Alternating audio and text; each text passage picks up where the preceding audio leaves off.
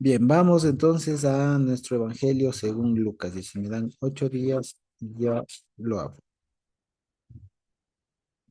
La semana anterior nos habíamos quedado al inicio del capítulo 15 de Lucas, ¿recuerdan? Y habíamos hablado acerca de dos parábolas, ¿no es cierto? Que eran respecto de la famosa parábola de la oveja perdida y la otra famosa parábola de la moneda perdida, ¿no es cierto?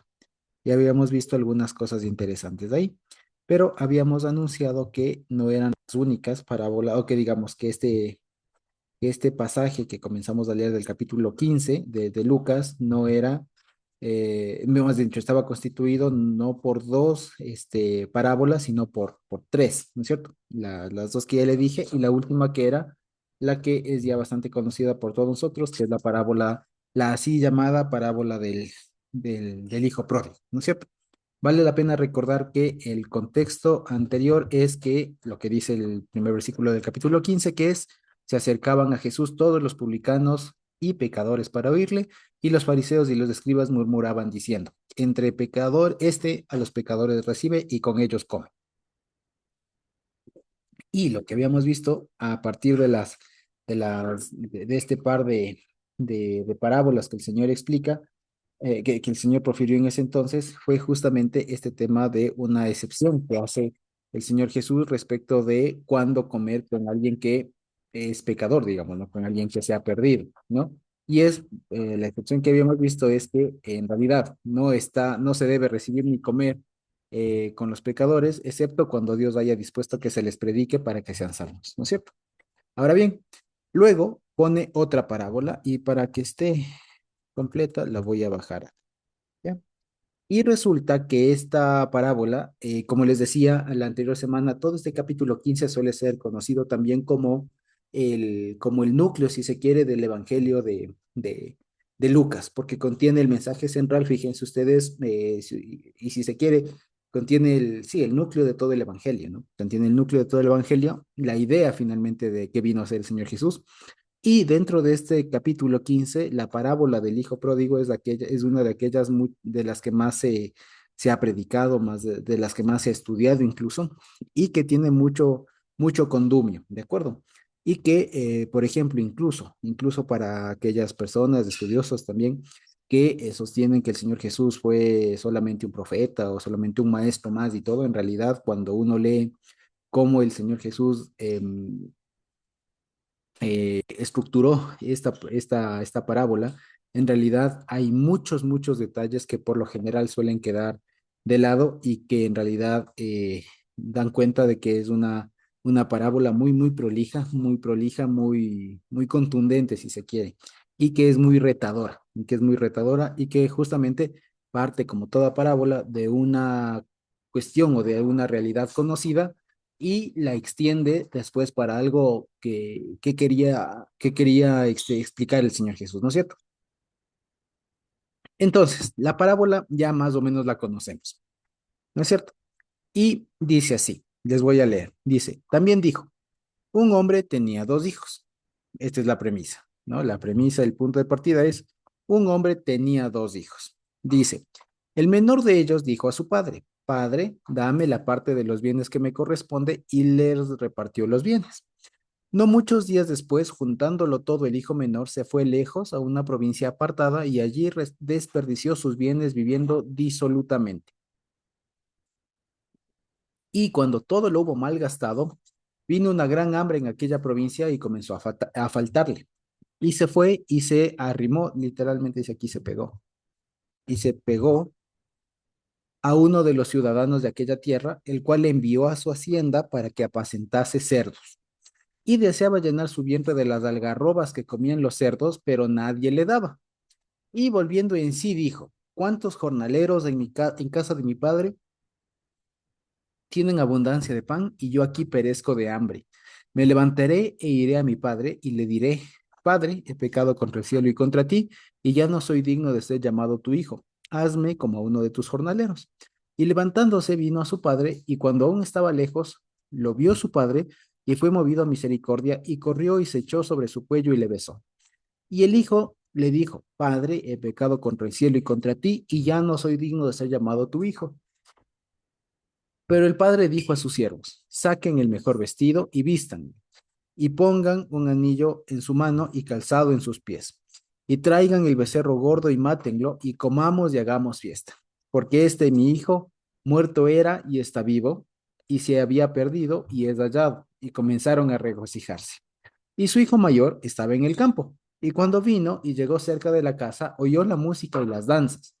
Y llamando a uno de los muchachos, le preguntó qué era aquello. Él le dijo, tu hermano ha venido y tu padre ha hecho matar el becerro gordo por haberle recibido bueno y en paz. Entonces se enojó y no quería entrar. Salió por tanto su padre y le rogaba que entrase. Pero él respondiendo dijo al padre, he aquí tantos años te sirvo como esclavo, no habiéndote desobedecido jamás, y nunca me has dado ni un cabrito para gozarme con mis amigos. Pero cuando vino este tu hijo que ha consumido tu sustento con rameras, has hecho matar para él el becerro gordo. Entonces le dijo, hijo, tú siempre estás conmigo y todas mis cosas son tuyas. Mas era necesario hacer fiesta y regocijarnos porque este tu hermano era muerto y ha revivido y se había perdido y es hallado. Bien, entonces, todo esto que acabamos de leer lo voy a hacer un poquito más pequeño, perdón que se vea un poco más pequeño, voy a intentar hacerlo acá para que se vea un poco más grande. Muy bien, ahí, ¿no es cierto? Entonces, permítanme.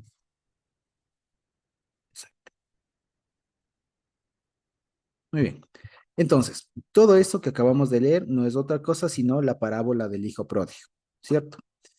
Y la pregunta que siempre quisiera que la podamos comenzar, digamos, abordando es la siguiente. ¿Cuántas veces no habremos escuchado prédicas, como les decía, sobre esta parábola? No faltaron muchas veces que se ha predicado esto, que se ha hecho estudios, que se ha hecho un montón de cosas, especialmente, digamos, en el ámbito eclesial de cultos, digamos, de domingos, de predicas, incluso en el lado ya de raíces hebreas, cuántas veces no se ha tocado ya esta parábola, ¿no es cierto?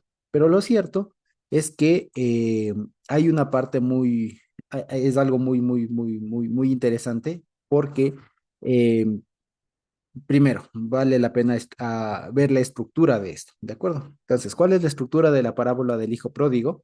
Que, como les decía primero, parecería que el protagonista no es el hijo pródigo, ¿no es cierto? Que comenzando vale la pena recordar que pródigo no significa el que regresa o arrepentido, como a veces se intuye, ¿no? A veces uno piensa que el hijo pródigo es el que se arrepiente, no sé qué.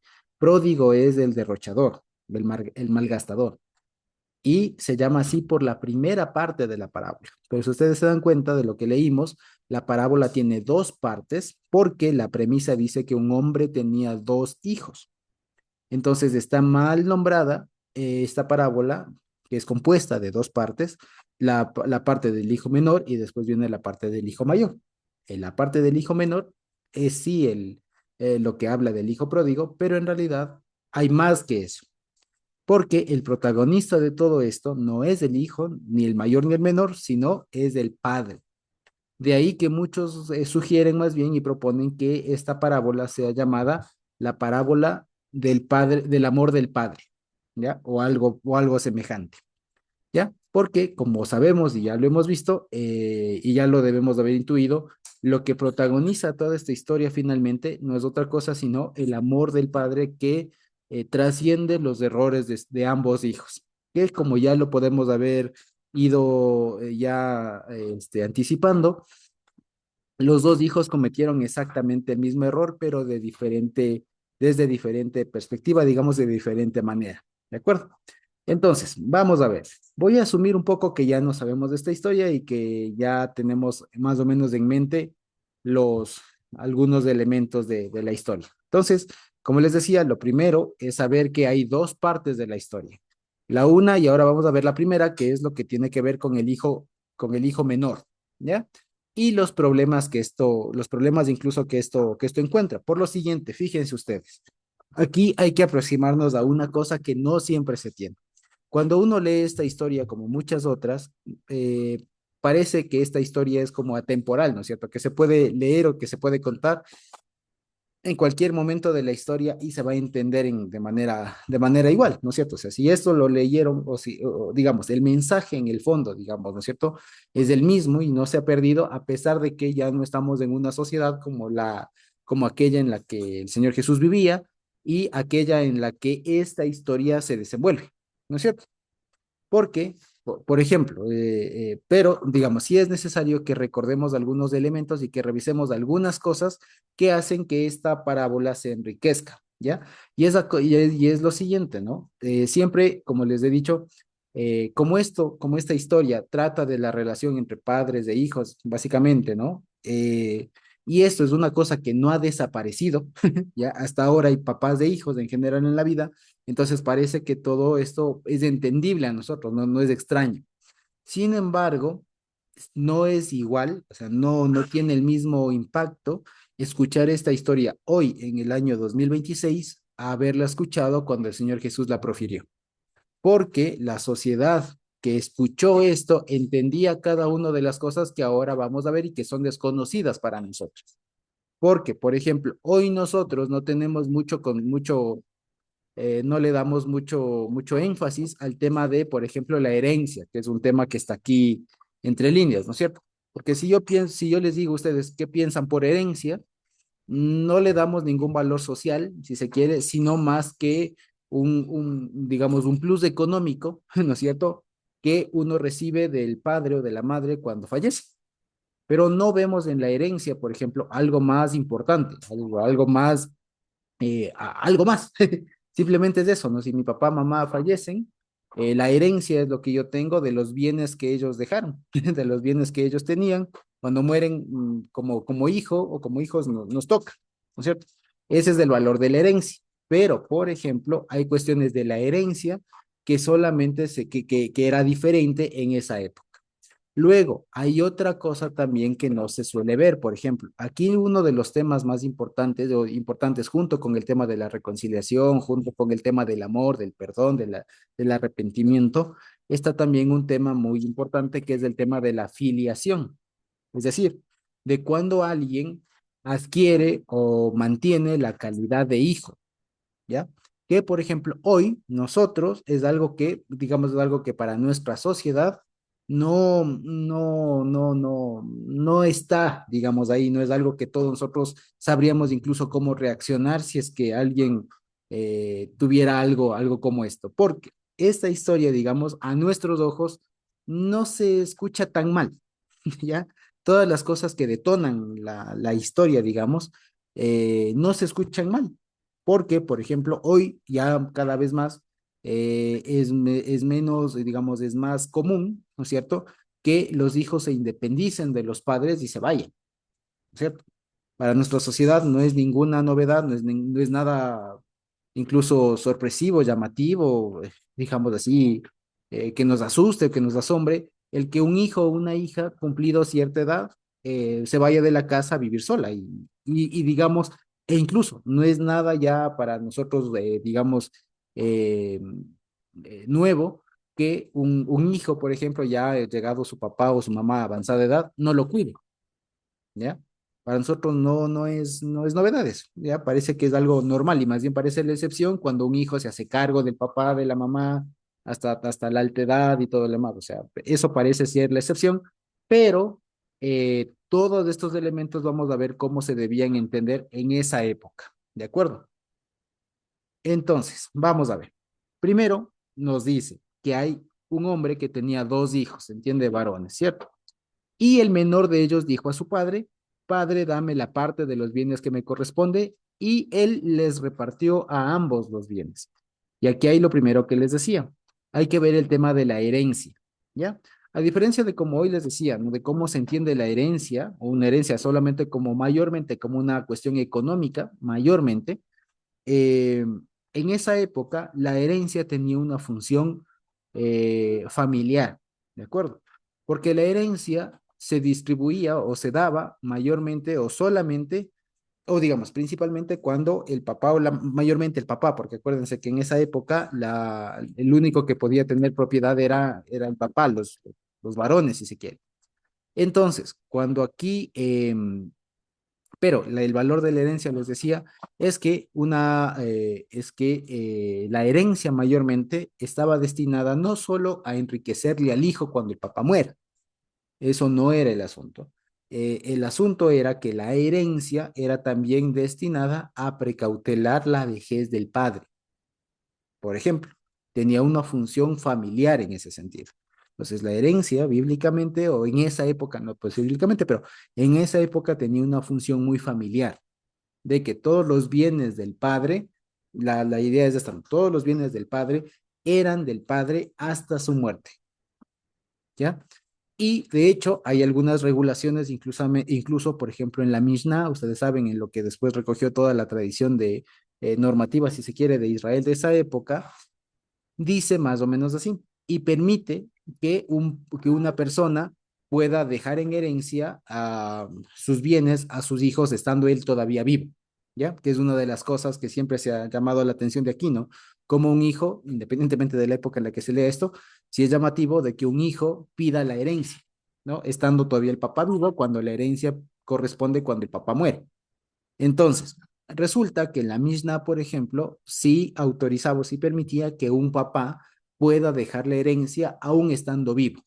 El asunto es que dejaba la herencia, pero no era totalmente suya, ¿ya?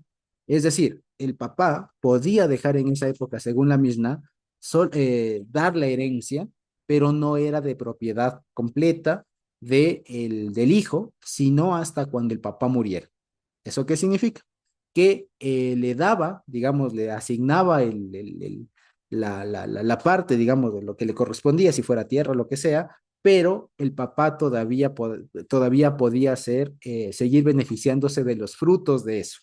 Entonces hagan cuenta que eran terrenos, ¿ya? Entonces le decía, dame mi parte. Bueno, tengo un terreno de 100 hectáreas, me invento. ¿Ya? 50 son para ti, me invento, ¿ya? Entonces le daba la herencia, pero eso no significa que ya el hijo podía coger eso y vender y disponerlo, no. Le daba la herencia, eso era su herencia, le anticipaba la partición, pero no podía disponer de eso porque los frutos, lo que produzca esa tierra, era todavía del papá hasta que el papá muere, justamente con la idea de que todo lo que eso sirva, lo que eso genere, pueda servir para sostener la vejez del padre, por ejemplo, ¿ya? Entonces, esta idea de aquí, por ejemplo, no es extraña y es posible en esa época, ¿ya? De que un hijo vaya y pida la herencia y de que el papá pueda hacer eso. El asunto es que tampoco le ayudaba mucho al hijo porque el hijo no tenía toda la capacidad de vender lo que ya le dieron, ¿ya? Luego hay otro aspecto también social de esto, ¿ya? O familiar, si se quiere, de esto, de esta petición de aquí, que seguramente ya la han escuchado, que cuando el hijo menor pide la herencia, lo que en el fondo está deseando es que el papá se muera, ¿ya? Y lo que aún todavía más en el fondo está deseando es dejar de ser hijo, ¿ya? Eso es lo más profundo, digamos, y lo más de entre líneas que está ahí. Repito una vez más, cuando el hijo menor dice, dame la herencia, lo que él está diciendo es anticipa tu muerte. Es decir, dicho de otra manera, muérete, ¿ya? Entonces el hijo menor está deseando y le dice de frente al papá, papá, quiero que te mueras, dame lo que te corresponde, lo que me correspondería, ¿ya? Entonces es una afrenta, es una cosa muy fuerte, ¿ya? Que, digamos, imagínense ustedes ahora que cualquiera de sus hijos, los que somos papás, le dijeran algo así, que viene su hijo, ¿ya? El que sea, ¿ya? Cualquiera de los que que tengan más de un hijo, viene uno de ellos y les dice, papá, mamá, dame mi herencia. O sea, o de manera más directa, papá, mamá, quiero que se muera. ¿Cómo reaccionarían ustedes naturalmente? Ninguno de ustedes diría, ah, no, mijito, ¿qué te pasa? O sea, seguramente la primera reacción sería poner orden y decir, a ver, ¿cuál muere? Estas son las cosas mías y ya cuando a mí me pase algo, veré si te dejo algo o no, lo que sea. ¿Ya? Sin embargo, y que eso además era la reacción normal en esa época. Si es que un hijo, por ejemplo, venía y le decía al papá, dame la herencia, implicando que el deseo de que se muere el papá, ¿no es cierto? lo que debían hacer o lo que se esperaba que haga el papá en esa época es que le ponga en orden y le niegue y le diga, no, no te voy a dar porque me estás faltando el respeto, ¿ya? Y se haga respetar el papá y tal. Sin embargo, aquí el papá no dice nada y consciente y les da, y no solamente a él, porque habla en plural, les repartió los bienes. Eso significa que hizo una partición para los dos hijos, ¿ya? Lo que pasa es que al hijo menor sí le dio, y digamos lo que se entiende más adelante, es que al hijo menor, en este caso, sí le dio la potestad también de vender y de disponer todo, ¿no es cierto? Luego, a lo que se entiende, ya vamos a ver más abajo, es que al hijo mayor le dio como normalmente se daba en esa época, es decir, solamente le anticipó, digamos, la partición, pero no podía disponer como tal de esos bienes, ¿de acuerdo? Finalmente lo que dice es que les repartió, ¿ya? Entonces, no se olviden, hay una afrenta y un insulto al papá deseando que se muera, y en el fondo lo que está diciendo es, ya no quiero ser tu hijo, quiero ser independiente, ¿ya? Y dice, no muchos días después, juntándolo todo el hijo menor, eso implica, fíjense ustedes, y esto siempre ha llamado la atención, que diga juntándolo todo. ¿Por qué dice juntándolo todo? Y pues lo que justamente implica esto es que tuvo alguna dificultad para vender lo que era su herencia, ¿ya?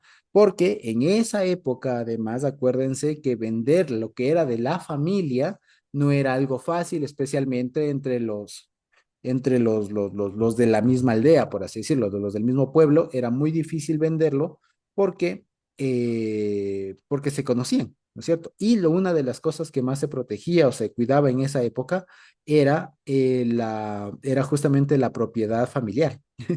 Ya, la propiedad familiar se protegía mucho, entonces lo que quiero decir es finalmente tenía dificultades, tuvo muchas dificultades de este hijo para vender sus cosas, ya tenía muchas cosas y eso explica que diga así, algunos días después o no muchos días después, juntándolo todo, el hijo menor se fue lejos, ¿no? Juntándolo todo, se fue lejos a una provincia apartada y allí desperdició sus bienes viviendo disolutamente. Aquí vale la pena hacer otra cosa. Lo que normalmente solemos decir o la idea que tenemos de este hijo es que lo desaprovechó principalmente en comida, bebida o incluso con mujeres. Y la idea de que se lo gastó con mujeres, o sea, con rameras, etcétera, es, es a propósito de la respuesta que da el hijo mayor acá abajo, ¿no? Cuando le dice, este tu hijo que ha consumido tu sustento en rameras, ¿no? Entonces, de ahí se tiene la idea de que este chico se dio la gran vida, como decir ahora, ¿no es cierto? Sin embargo, eso no dice el relato. El relato lo que establece es que simplemente no supo cuidar su herencia, no supo cuidar todo lo que tenía, ¿ya? Y posiblemente, y esto les comento así, posiblemente no lo haya malgastado en rameras. Porque si hubiera sido que lo haya malgastado en rameras, según la ley según la Torah, era una causal incluso de muerte, ¿ya? Entonces, muy probablemente no lo gastó en rameras. Seguramente, simple y llanamente, lo que hizo fue desperdiciarla, ¿ya? Desperdiciar y quedarse en la ruina, ¿ya? Entonces, solamente fue derrochador. ¿Ya? Por eso dice que que comenzó a vivir disolutamente, es decir, sin guardarse nada, ¿ya? O como decían los antiguos, boquita que querís, ¿cierto? Entonces, vivió simplemente sin ver el saldo, ¿cierto? Lo malgastó. Y dice, cuando todo lo hubo malgastado, vino una gran hambre en aquella provincia y comenzó a faltarle. ¿Ya? Entonces aquí entra en crisis el hijo menor, llamémosle así, ¿cierto? Dice, y fue y se pegó a uno de los ciudadanos de aquella tierra, el cual le envió a su hacienda para que apacentase cerdos. Y como ustedes ya podrán anticipar, para un judío de la época, que le manden, digamos, hay algunas cosas también culturales. El hecho de que una persona sea rica, por ejemplo, en la cultura judía, acuérdense que se concebía que una persona rica estaba en todas las posibilidades de ser justo, de hacer bien, de cumplir muchos mandamientos. Un hombre rico era, acuérdense ustedes, visto como alguien de bendición, etcétera, y que además podía hacer muchas cosas bien, etcétera. Aquí el Señor Jesús les dice, esta persona con mucho dinero no lo hizo y más bien se acabó todo, se malgastó todo. Y después, como les decía, cómo creen ustedes que habría reaccionado la gente al oír esto de que una persona judía de la época quedó en la ruina y lo único que le quedó es dar de comer a los puercos? ¿Ya? Acuérdense ustedes que si es que hay un animal que ha sido muy aborrecido por el pueblo judío, incluso hasta por nosotros, hasta hoy en día, es justamente el cerdo, ¿no es cierto? Entonces, imagínense ustedes que el bochorno que habrá tenido esta persona o que se implica, ¿no?, en el relato del hijo menor, cuando le tocó ir a cuidar a los puercos y le tocó ir a dar de comer a los puercos, ¿de acuerdo? Dice, y deseaba llenar su vientre. Eso significa, fíjense ustedes, que ya no tuvo plata. Todo lo que tenía se lo gastó y quedó, como decimos nosotros, chiro. Quedó, pero pobre. Quedó sin nada. Quedó sin un centavo, ¿no es cierto? Y él lo que intenta es encontrarse un trabajo y aquí fíjense ustedes que es algo interesante también, que está algo implícito ahí. Si es que este chico hubiera sabido hacer algo, si hubiera tenido algún oficio, alguna cosa, hubiera de alguna manera encontrado algún trabajo relacionado con eso. Pero lo que se entiende por su contexto familiar de un padre más o menos rico y todo lo demás, se ve que era un niño mimado, un chico mimado, un chico que nunca trabajó, un chico que la tenía fácil en casa de papá y que quiso ir a probar buena vida y que cuando le tocó ya las malas, le tocó ya pasar hambre, no tuvo oficio y le tocó ir a trabajar de lo que había. Y lo que había era ser el alimentador de los puercos, ¿ya? Y a tal punto llegó, fíjense ustedes, y aquí se ve como un declive del estatus de este hijo, ¿no es cierto? De este hijo menor, que es de tener suficiente de qué comer, pasa a no tener que comer. Y dice, y deseaba llenar su vientre de las algarrobas que comían los cerdos. Entonces, ¿qué significa esto? Que en realidad su vida estaba al riesgo, porque no tenía que comer. Es decir, hay que imaginarnos, digamos, y lo que seguramente se imaginaron las personas que escuchaban este relato en esa época, es a un hijo, al hijo menor, flaco, enjuto, como solemos decir, ¿no? Flaco, flaco, chupadito, hueso y pellejo, pues si se quiere, que estaba ya al punto de la inanición porque no tenía suficiente para comer. ¿Ya? Y aquí viene un tema. Siempre dicen, ¿no? Se deseaba llenar su vientre de las algarrobas que comían los cerdos. Cuando ustedes preguntan de pronto qué es un algarrobo o qué es una algarroba, vamos a ver lo siguiente. Resulta que un algarrobo, aquí les muestro la imagen, hay algo que se llama algarrobo. Dejen, sí, aquí está,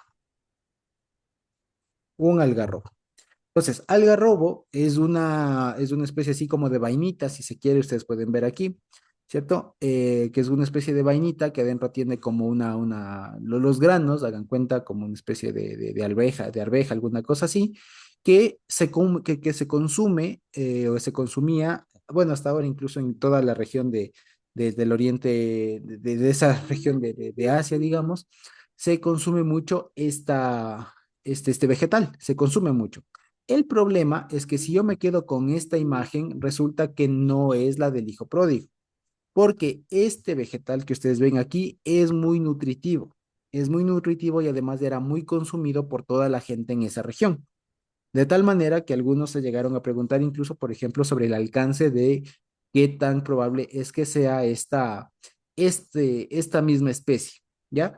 ¿Y por qué? Porque, por ejemplo, también se dice lo siguiente. Si es que el contexto es de una hambruna, pues no da para que la gente que estaría en hambruna dé este alimento que era muy nutritivo a los cerdos, ¿ya? Entonces lo que dicen es seguramente no fue este. Y lo que dicen es lo siguiente, hay una especie de este algarrobo que es silvestre, ¿ya? Y es el algarrobo espinoso, se llama así, ¿ya? El algarrobo espinoso resulta que es mucho más amargo, ¿ya? Es mucho más amargo, es mucho menos nutritivo incluso, y es lo que no, e incluso no se solía comer. pero que justamente hay registros incluso de que en épocas de hambre la gente sí podía llegar a comer ese tipo de algarrobo, ya que era silvestre, era mucho más feo, más insípido, amargo, pero que se comía en épocas ya extremas. Entonces, en el contexto, volviendo ahora sí a Lucas, en el contexto de la parábola del hijo pródigo, no serían las algarrobas comunes, ¿ya? Porque eran un alimento común de la época, sino serían estas algarrobas o estos algarrobos silvestres, insípidos, horribles, amargos, ¿cierto? Que era lo que podían dar incluso por el contexto a los cerdos de estas personas. Y entonces imagínense ustedes, el hombre deseaba llenar su vientre, o sea, quería llenar su panza, tal hambre tenía que quería llenarse incluso con eso que no se comía, con eso que no era comida normalmente para humanos, ¿ya? Porque igual, por ejemplo, alguna vez, y si ustedes de pronto se acuerdan de las imágenes que solemos tener del hijo pródigo en esto, solemos imaginarnos ahí un comedero de animales, ¿no es cierto? Y que le botan ahí como un montón de vegetales y se ven algunas cosas como cebollas, como zanahorias, algunas cosas así como verduras, ¿no? No hay que imaginarse eso. En realidad lo que hay que ver, como vimos, es como estas bayas, estas vainitas, si se quiere, ¿no? Estas vainas un poco más secas, un poco más amargas, un poco feas, que es lo que se le daba a los puercos. ¿Ya? Entonces no botaban vegetales como lo que hoy comería un puerco, ¿no? Que, por ejemplo, en las casas del campo se le da todo lo que sobra de la comida, ¿no? Entonces ahí van cáscaras de plátano, cosas por el estilo. No, lo que habría comido son estos frutos silvestres e incomibles, digamos, para el ser humano casi. Entonces, imagínense, esta persona llegó a un punto tal de casi inanición que quería comer eso que casi ni siquiera era comida, ¿ya? Y que solo le daban a los cerdos para comer. Y esto se entiende incluso con otro detalle. Imagínense ustedes, lo que se está implicando aquí es que eventualmente esos puercos iban a servir de comida.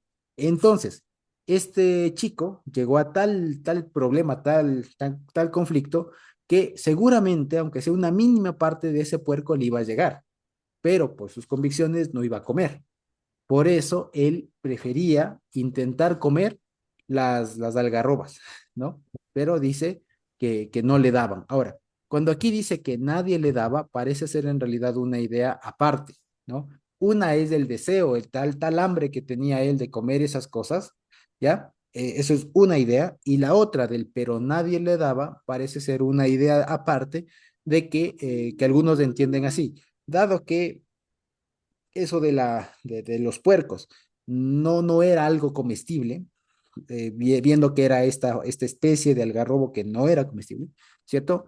Lo que él habría recurrido es a la mendicidad, pero nadie le daba, ¿de acuerdo? Entonces, lo que quiere establecer esta parte de la parábola es que este chico, el hijo joven, pues, llegó a un momento de total desesperación, de estar hambriento, estar sin dinero, estar comprando, estar comiendo, estar dependiendo de lo que le dé el que le acogió, ¿no es cierto? No poder comer el animal que había y haber recurrido a la mendicidad y que nadie le dé. Entonces estaba todo mal. Y en ese momento, fíjense ustedes, dice el versículo que volviendo en sí. Hay algunas versiones que seguramente aquí pondrán y arrepintiéndose, ¿ya? Y aquí vamos a entrar un poco a ese concepto del arrepentimiento, ¿ya? Porque aquí si se quiere, aquí hay una primera parte, toda esta primera parte de aquí habla del pecado, ¿ya? Habla del pecado. ¿Ya? Del pecado del hijo. Y luego en esta parte de aquí del centro habla del arrepentimiento. Y aquí vamos a ver una cosa muy interesante. Resulta que para el pueblo judío de la época, para el pueblo enseñado a la farisea, digamos, ¿cierto? La enseñanza farisea de la época, el arrepentimiento era una obra, ¿ya? Es decir, era algo que el ser humano podía hacer para ganarse algún favor del Señor, de Dios, ¿ya? Entonces, es como decir, ¿por qué? Porque hay muchos versículos, hay varios versículos que establecen que solamente el Señor se vuelve cuando el ser humano primero se ha regresado. Entonces, de ahí, eh, De ahí que la idea general del fariseo de la época, incluso del judío actual, es que, incluso de algunos cristianos me atrevería a decir, es que el ser humano uno tiene que primero hacer algo como para que Dios entonces le pare bola, le preste atención, ¿no es cierto? Y si es que no hay ese algo primero, Dios de entonces no actúa. Y lo que aquí vemos es que el hijo pródigo actúa, este es el hijo pródigo, ¿no? Actúa conforme ese estándar o esa forma de arrepentimiento, ¿ya? Él actúa de acuerdo al arrepentimiento que había aprendido, que previo a que se reconcilie, ¿no es cierto?, tenía que hacer algo. Entonces, lo que él hace es planificar lo siguiente. Él dice, ¿cuántos jornaleros de mi casa, en casa de mi padre, tienen abundancia de pan y yo aquí perezco hambre? Entonces, lo primero que él hace es un ejercicio mental de darse cuenta en dónde está, despierta, ¿no es cierto? Y dice, y aquí es del plan que él arma, dice, me levantaré e iré a mi padre y le diré, Padre, he pecado contra el cielo y contra ti, ya no soy digno de ser llamado tu hijo, hazme como a uno de tus jornaleros, o digamos aquí, a de tus siervos contratados, pongamos de así, ¿ya? Ahora, ¿cuál es el plan de él?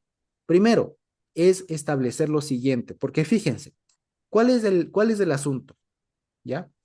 Él primero reconoce la falta, o sea, hace un ejercicio bien hecho, digamos, de identificar en qué se equivocó, ¿no es cierto?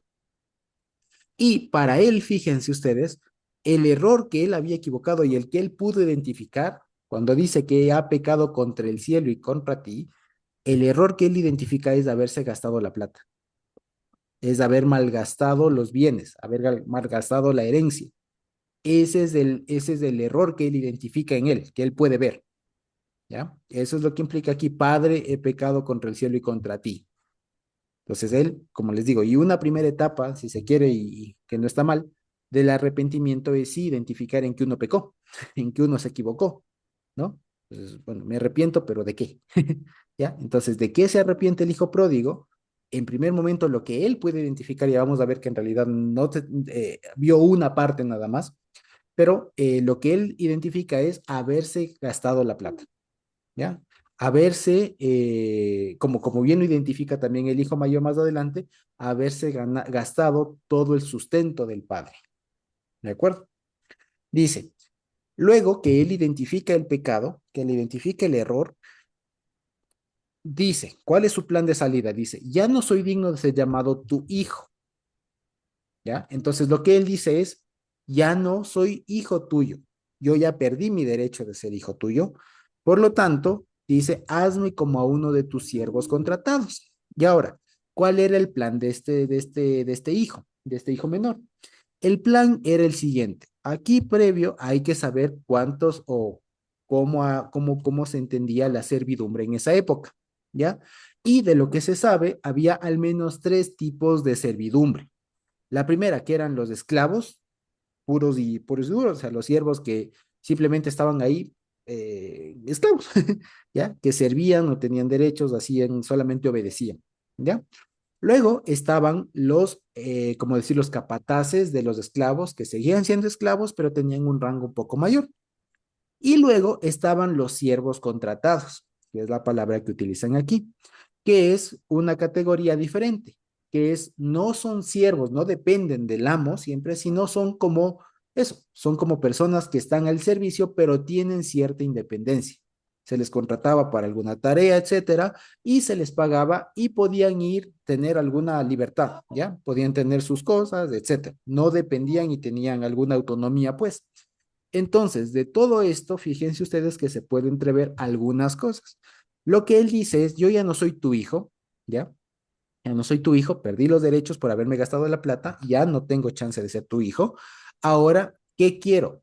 Dado que él entendía, ¿no es cierto?, que lo que se perdió fue la plata y lo que él tenía que hacer es devolver o comenzar a resarcir el tema de lo perdido, porque aquí entre paréntesis, me olvidaba de comentarles, en el esquema judío de arrepentimiento, el arrepentimiento primero empezaba no tanto con la reconciliación, etcétera, sino con actos tendientes a reparar el daño.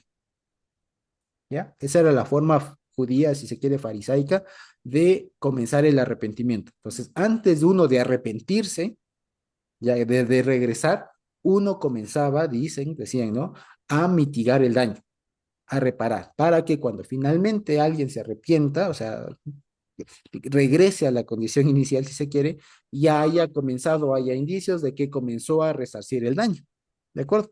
Entonces, siguiendo ese esquema de arrepentimiento que está aquí plasmado también, el chico lo que hace es esto, pedir que le trate como a un siervo contratado. Con eso, él no se subyugaba, no le dice hazme uno de tus esclavos, no. Lo que le dice es hazme como un siervo que tenga cierta independencia, de tal manera que yo trabajo, puedo pagar si se quiere, ¿no? Esto es como leyendo entre líneas. Con eso yo trabajo, puedo subsistir, tengo alimento, etcétera, y además con el tiempo podría llegar a pagarte, podría llegar a devolver lo que me gasté. Y con eso hay el indicio de el resarcir el daño. ¿Sí lo vemos? Entonces, esta estrategia que él arma es muy inteligente, ¿ya? No es malo, es muy inteligente porque él asume que perdió la calidad de hijo porque se gastó la plata y si el daño que él identifica, ¿no? Y dado que el daño que él identifica es la pérdida de plata, lo que dice es cómo le pago. Bueno, ¿cómo le pago? Pues siendo un siervo, pero no un siervo completamente que perdería totalmente autonomía, sino hazme como un siervo contratado, ¿no? Hazme un siervo contratado, un jornalero ponen ahí, ¿no? De tal manera que él tenga cierta independencia para suplir sus necesidades y con el tiempo poder ir devolviendo poco a poco lo que se gastó, ¿ya? Entonces, fíjense, hasta aquí hemos visto, como les decía, la escala del pecado al arrepentimiento un poco, ¿no? El arrepentimiento. Después comienza ya a poner en marcha ese plan y dice, levantándose, vino a sus padres. Y cuando aún estaba lejos, lo vio su padre y fue movido a misericordia y corrió y se echó sobre su cuello y le besó. ¿Ya? Aquí quería comentarles una cosa. Y para que veamos cómo es que suele a veces usarse mal la información que normalmente se tiene. Fíjense ustedes, con este tema de haberse aprendido raíces de hebreas y todo lo demás, cada vez es más fácil tener acceso, por ejemplo, a procedimientos que están en la Mishnah, en el Talmud, etcétera. Y no faltó alguien que encontró un procedimiento que se llama Ketzatzá, ¿ya? Se llama Ketzatzá, así se llama. Quetzatza viene de una palabra que significa cortar, excluir, ¿de acuerdo? Y se daba, y esta figura, la Quetzatza, digamos, ocurría en dos supuestos. El uno, cuando un hombre se casaba con una mujer gentil, por ejemplo, o que según la expectativa de la familia y de la sociedad no cumplía con requisitos para ser una buena pareja y se casaba, sin embargo, se hacía la quetzatza, que era básicamente recoger, venía la gente, los allegados, la familia, llegaba a la casa de él, por así decirlo, con unos recipientes de comida y lo que hacían era botar al suelo y romper y desperdigar la comida y decir, así te ha desperdigado y te ha desechado el Señor. Le hacía eso. Y algo parecido era cuando alguna persona también vendía su campo a un gentil. Entonces, cuando alguien vendía su campo a un extranjero, también venía la gente y venía en cambio con unos cuencos de frutos cocidos, de frutos tostados, y lo quebraba y les desperdigaba. Y decían, así te haga el Señor y te corte.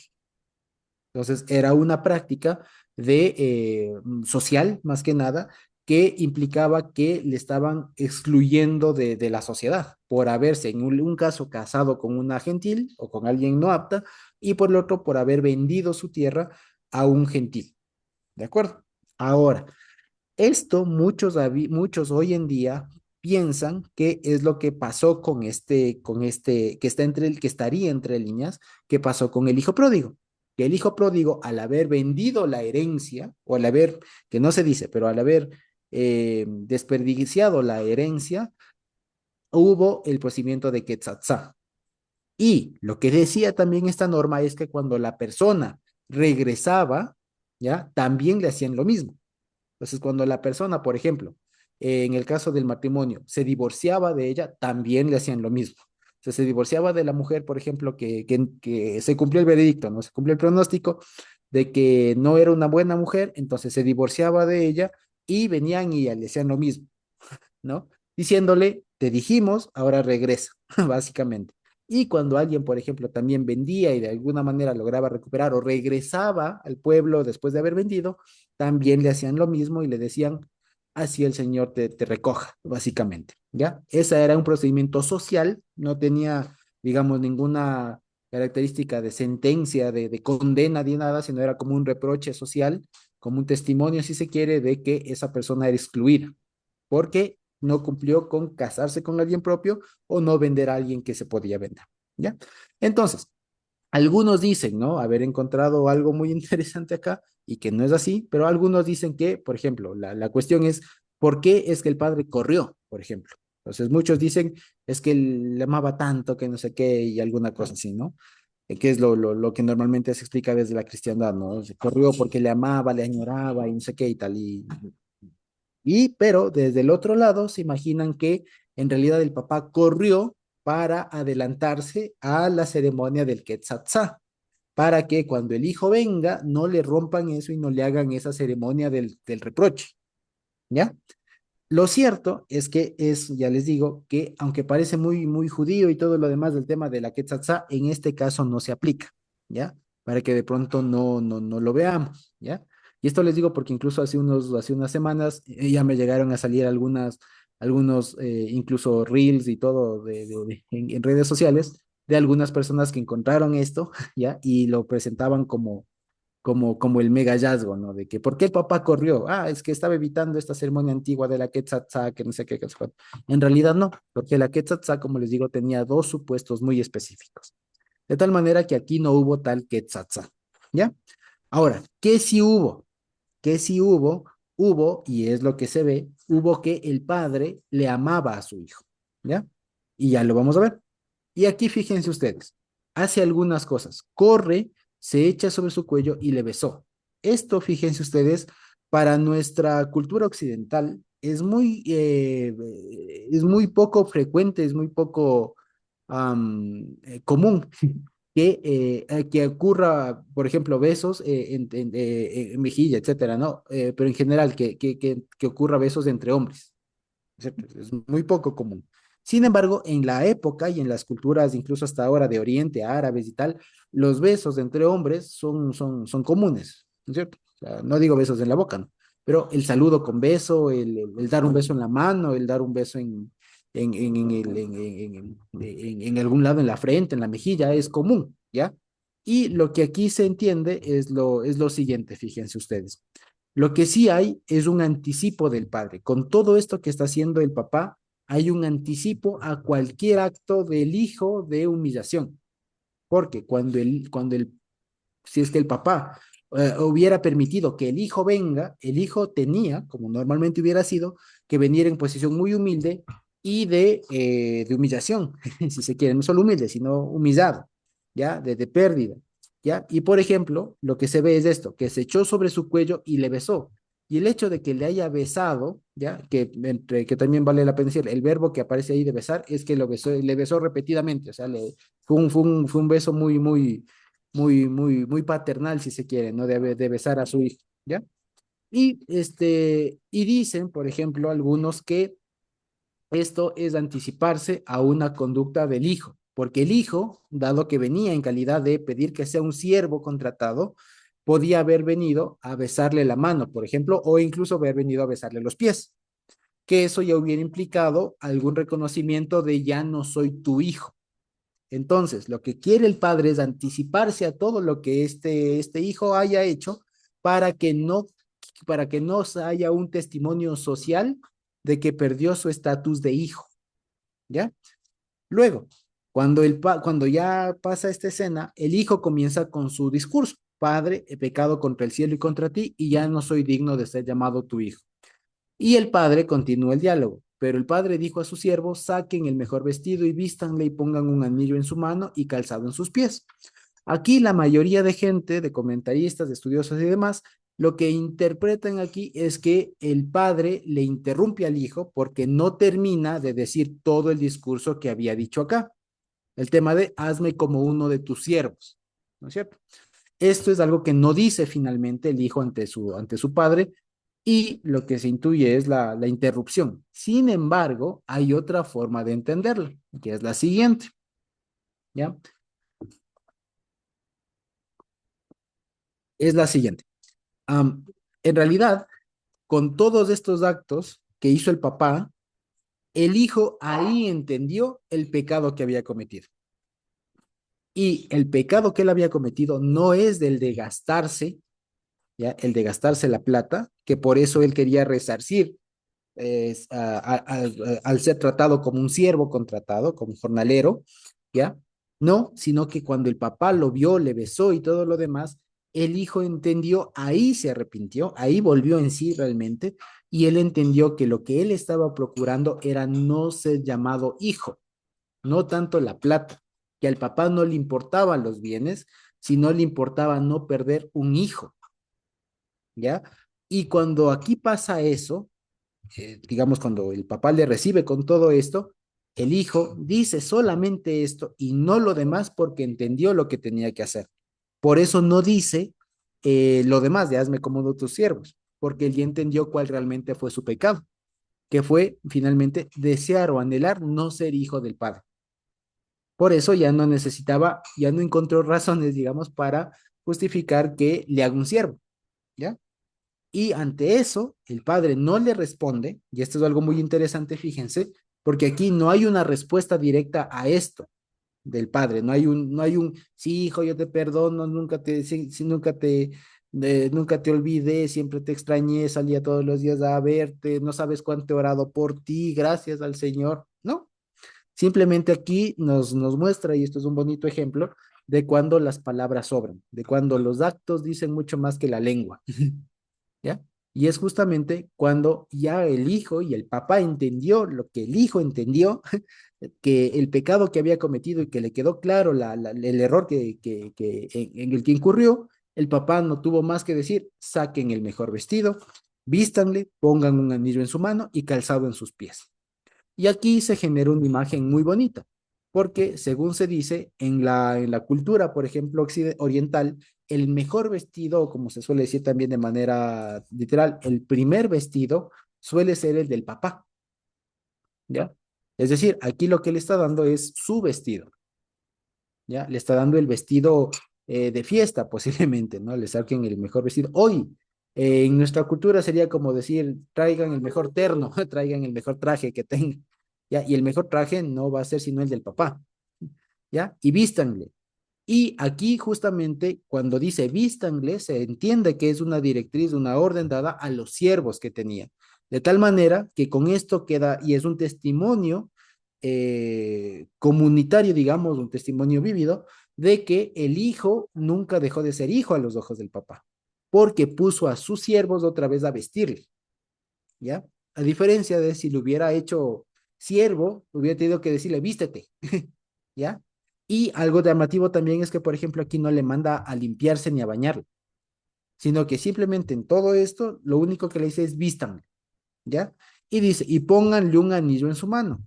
Cuando se habla aquí de anillo en su mano, en la época seguramente habría sido un anillo de estos que tienen un sello, que es con lo que las personas daban su autorización, etcétera. Entonces le está volviendo a dar la autorización y más que nada le está volviendo a dar su cobijo como papá. Y cuando les dice a los siervos que le pongan calzado en sus pies, es justamente, una vez más, para recalcar eso. Él, el hijo que ha regresado, no es otro siervo más, es un hijo, ¿de acuerdo? Porque los siervos le ponen el calzado en los pies, ¿ya? Y dice, y traigan el becerro gordo y mátenlo y comamos y hagamos fiesta. Y aquí se da una cosa, el becerro gordo o un becerro normalmente, digamos, aquí hay una cosa, ¿no? Normalmente se ha pensado de esto que, digamos, a veces uno no dimensiona cuánto avanza un becerro, pero en esa época y en esa cultura que estaríamos hablando no de una ciudad, sino de más bien un pueblo o una aldea, si se quiere, un becerro alcanzaba justamente para invitar a buena parte de la aldea, sino a todo.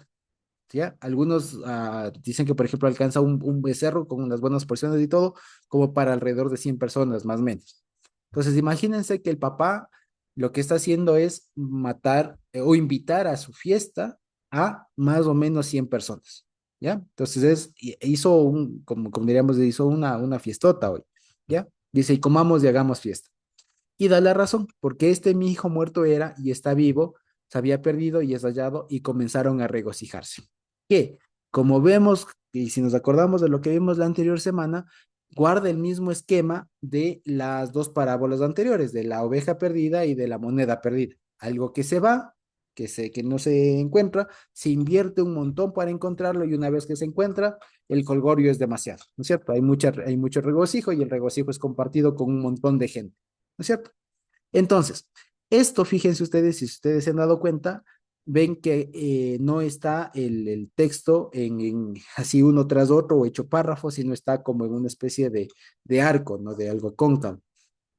Pues resulta que esto es para que después, si ustedes quieren, puedan tomar una captura de pantalla, y esto les quería dejar a propósito de deber, como para que ustedes puedan tomar una captura de pantalla o puedan volver al video, etcétera, y lo puedan ver así y se puedan dar cuenta de que cada una de las partes se corresponde. Por ejemplo, por ejemplo, el primero con este con este con este con este con y este con este. ¿De acuerdo? Y así se arma un paralelismo, ¿ya? Y así, por ejemplo, se ve, miren, en el 12 dice, hay un hijo que se va. En el 24 hay un hijo que regresa, ¿ya? Aquí, por ejemplo, se reparten los bienes y acá abajo se igualmente en cambio, se juntan o se vuelve a tener o se vuelve a tener bienes, se vuelve a tener los bienes, el buey gordo y todo lo demás. Y así, aquí todo lo malgasta y aquí todo lo recupera, por ejemplo, ¿no? Acá se fue y se pega a un ciudadano de otro país y acá él se pega al papá. Y así. Acá, por ejemplo, desea llenar su vientre con algarrobos. Acá, en cambio, aquí nadie le daba, ¿no es cierto? Y acá el papá viene y le recoge. Y finalmente en el centro está el núcleo de todo, que es el tema del arrepentimiento, como les decía, ¿no? El tema de reaccionar y todo lo demás. Pero es como se ve, o se ve justamente cómo es el transitar del hijo pródigo. Luego, también hay otra forma de verlo, ¿ya? Que les quería comentar de la siguiente manera. Y es así. De aquí a acá y de aquí a acá. Que se ve también así. Aquí es el pecado del hijo y cómo va en declive hasta que él termina con una frase de reflexión. ¿Cuántos jornaleros hay? Mi padre tienen abundancia de pan y yo aquí estoy con hambre. Y comienza luego con una enunciación y termina con la redención y la reconciliación. Fíjense ustedes, ¿de acuerdo? Luego, también aquí es algo importante, perdón que nos extendamos, pero esto es importante, si quieren, pues ya podemos dejarlo para la siguiente semana, pero lo que quiero decir es lo siguiente. Luego, aquí con lo primero, hay una cosa muy importante, porque, por ejemplo, el hecho de que haya dicho el papá que repartió los bienes y que el hijo haya implicado que quería que se muera el papá, hay un tema de un conflicto, y esto es algo muy interesante. Cuando hay un conflicto familiar, o cuando en esa época había un conflicto familiar, siempre se buscaba o se esperaba que haya un tercero que les haga reconciliar. En este caso, el tercero, ¿quién debía ser? Sino el hijo mayor. Y cuando aquí no aparece el hijo mayor, ¿ya? Implica que él también falló como hijo y como hermano, ¿ya?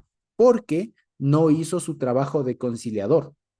Porque si es que mi hermano menor viene y le quiere ver a mi papá muerto y mi papá después quiere repartir todo, el deber del hermano mayor en esa sociedad tenía que ser la de reconciliarles a ambos.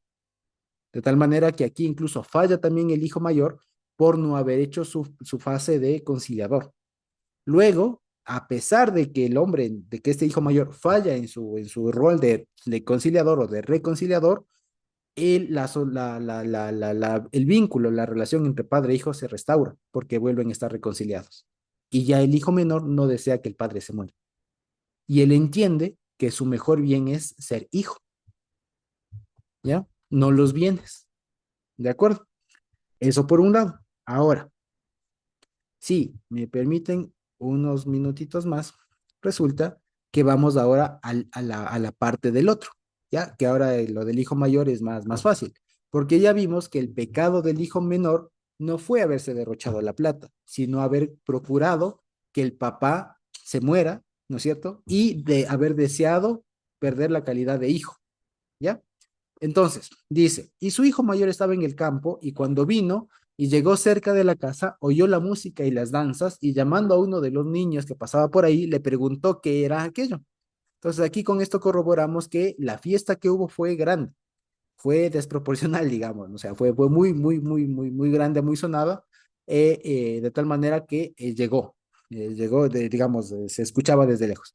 Y dice, él le dijo, tu hermano ha venido y tu padre ha hecho matar el becerro gordo por haberle recibido bueno y en paz.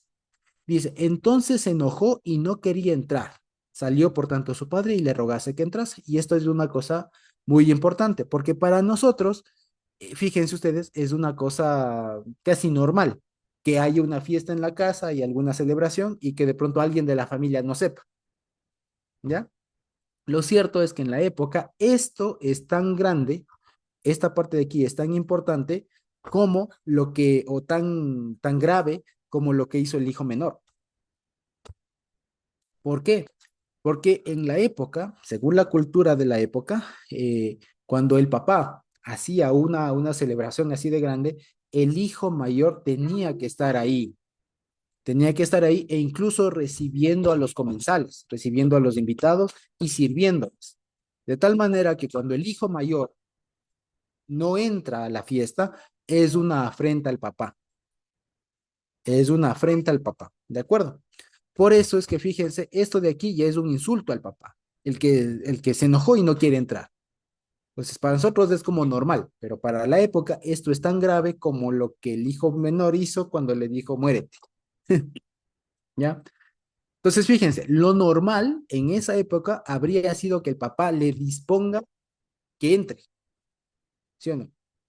Lo normal hubiera sido que el papá le diga, ¿cómo que no quiere? Ven y estate aquí y haz tu rol de hijo mayor. Sin embargo, lo que dice es que el papá sale.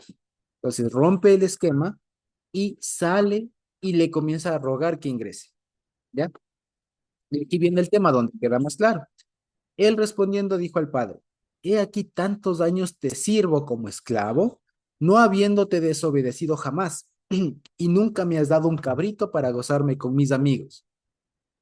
Dice, fíjense, entonces, ¿cuál es el tema? En el fondo, lo que aquí se ve de lo que él mismo dice es que él estaba en la misma condición del hijo que se fue, solamente que él no se fue, él se quedó, ¿ya? Porque fíjense, él, y aquí fíjense cómo es la cuestión, porque lo que el hijo menor quería era deslindarse de su filiación, no quería ser papá, no quería ser hijo, digamos, ¿cierto? No quería ser hijo. Y aquí vemos que él, a pesar de que no se fue, él se identifica como esclavo, como siervo, ¿ya? Y lo único que él tiene en su haber, en su favor, es que era obediente, es que seguía órdenes, ¿ya?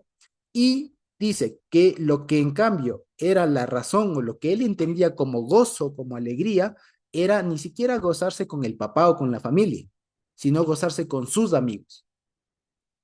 Entonces, fíjense dónde estaba la razón de la alegría de este hijo mayor. No estaba con el papá, no estaba en su razón de ser hijo, sino en obedecerle y el premio que él hubiera querido por su obediencia es que le permitan ser feliz lejos, aparte. Entonces, como les decía, esto demuestra que el hijo mayor lo que quería era no ser sino, no, o sea, no tenía otro anhelo sino el que tenía su hermano. O sea, los dos querían lo mismo, que el papá se muera, no ser hijos, ¿ya? Y dice, Pero cuando vino este tu hijo, y fíjense, cuando le dice así, este tu hijo, no dice mi hermano. Entonces él le desconoce también. Dice que ha consumido tu sustento con rameras, él interpreta y él intuye que se lo malgastó con rameras. Dice, has de hecho matar para él el becerro gordo. ¿Ya? Entonces lo que aquí él le está hablando es, él es tu favorito. Dice, entonces él le dijo, hijo, aunque más que hijo, ahí le dice como pequeño, hijo, hijito, como decirlo, ¿ya? Le dice, tú siempre estás conmigo y todas mis cosas son tuyas. Y eso es cierto, porque acuérdense que arriba, al haberle dividido los bienes, él era ya propietario de la otra mitad, si se quiere, de la herencia. Solamente que no podía disponerla hasta que el papá fallezca, ¿no es cierto? Dice, pero era necesario hacer fiesta y regocijarnos porque este tu hermano era muerto y ha revivido, se había perdido y es hallado. Y algunos sugieren incluso que aquí esta parábola está incompleta, porque como al igual que la anterior, se va armando pares y aquí falta una, o faltaría una, en la parte en donde el hermano entra, se regocija y después todos vuelven a ser una familia feliz y reconciliados, que es lo que falta, ¿ya? En todo caso, ¿qué es lo que pasa? Y esto fíjense ustedes que es además una buena parábola, es una buena parábola para aprender lo siguiente, para aprender dos realidades, ¿ya? ¿Cuál es la diferencia, por ejemplo, entre el primer hijo, el hijo menor y el hijo mayor? Ninguna. La única diferencia es que el uno lo hizo y el otro no. Entonces, hay algunos que dicen, por ejemplo, esta parábola sirve para identificar al pecador honesto y al santo hipócrita, ¿ya? Entonces, el uno fue un pecador honesto en el sentido de que pecó de manera abierta y el otro era un santo, entre comillas, porque su única virtud era seguir órdenes, pero nunca estuvo realmente convencido de ser hijo. ¿De acuerdo? Entonces, fíjense ustedes que toda esta parábola del hijo pródigo, que mal llamada del hijo pródigo, sino más bien del amor del padre, justamente pone el énfasis en eso, en la calidad del padre de pasar muchas afrentas, de pasar por alto muchas afrentas y dejar que el amor desborde. ¿Ya? Esto, como les decía yo, en esa época son conductas que no serían comunes. Un papá de esa época, ante estas actitudes, digamos, ante estas cosas que, si es que un hijo o dos hijos se comportaban así, no hubiera reaccionado de esa manera. Y tenía todo el derecho de no reaccionar así. Más bien, al contrario, lo que hubiera hecho es ponerles en orden. Al uno decirle, ¿cuál herencia? ¿No es cierto? No te doy nada y te aguantas. Y al otro decirle, ¿cómo que no quieres entrar? Entra, ya, disponerlo. Pero aquí lo que se ve es que justamente se sobrepone, ¿no es cierto? Sobrepasa o se impone, digamos, no la autoridad, la rigidez, ¿no es cierto? Sino el amor del papá. Pero, ojo, que no es un amor ilógico, no es un amor que te amo porque así me hagas lo que me hagas, yo te perdono. No, es un amor que funciona en virtud de algo, que quiere ganar algo, ¿ya? Y este es el asunto, como lo comentaba la Eugenita la semana pasada. A veces se piensa que el amor es el que aguanta todo y que no sé qué, y que así me paguen, me meten, me paguen, perdón, me peguen, me maten, la dislexia, ¿no? Me peguen, me maltraten, etcétera, ahí estoy y estoy ahí porque te amo. No, eso no es amor. Eso puede ser cualquier otra cosa, pero eso no es amor. El amor del Padre aquí sobrepasa y digamos, eh, incluso am, eh, ¿qué se dice? Digamos, no le importa, puedes decirlo, ¿no? O las afrentas, los errores, etcétera, pero con un objetivo. Y el objetivo es rescatarle a la persona y darle una calidad que la persona estaba perdiendo. De tal manera que cuando ya la vuelve a adquirir esa calidad, no la vuelve a perder. Ese es el asunto del amor del Padre, ¿ya? Entonces, el amor bien entendido, digamos, pasa por alto muchos errores, sí, pero no con el objetivo de que lo sigan cometiendo, sino con el objetivo de rescatar a esa persona y una vez que se rescata, que se la tiene bien, entonces ya se le puede tratar como debería desde un inicio, ¿ya? Esa es la cuestión del amor del Padre en esta parábola, que como les decía finalmente, no es otra cosa sino el núcleo de todo el Evangelio, que es lo que hizo el Señor Jesús y es lo que hizo Dios. ¿no? Al haber pasado por alto muchas transgresiones, al haberse él entregado, al haber él hecho, al haber cargado él los errores, porque a la final, fíjense, aquí hay una cosa más. A veces se piensa que todo esto ya con el amor del Padre se solucionó, y no. Resulta que aquí el que asumió el costo del error de los hijos fue el Padre. ¿Ya? Eso es algo que no se ve aquí, que no siempre se suele ver. El costo de que el hijo se haya ido, se haya malgastado y todo, lo asumió luego el Padre. ¿Ya? Cuando le recoge y todo, el que asume ese costo no lo hizo pagar al hijo, lo asumió el papá. Otra cosa es que el hijo no pague, pero el que asumió el costo fue el papá, al igual que con el hijo mayor. El costo del bochorno social de que el hijo le desobedezca en una fiesta, en un banquete, no lo pagó el hijo, lo pagó el papá. De tal manera que eso nos hace también caer en cuenta de esto que es muy importante. El amor, si en realidad cubre multitud de pecados, eso implica que la cuenta nomás no me cobran a mí, le cobran a aquel que me perdona, ¿ya? Él asume el costo de mi error. Y eso lo explica muy bien Pablo cuando dice, ¿no? Y lo dice incluso Isaías y todo lo demás, el molido fue por nuestras transgresiones, es eso. Una cosa es que a nosotros no nos cobren, pero eso no significa que no costó. Todo lo que hizo el Señor Jesús tuvo un costo y costó mucho. Otra cosa es que a nosotros no nos cueste, que a nosotros no nos toque desembolsar, pero sí costó, ¿ya? Y lo que aquí quiere finalmente decir es lo siguiente, ¿no?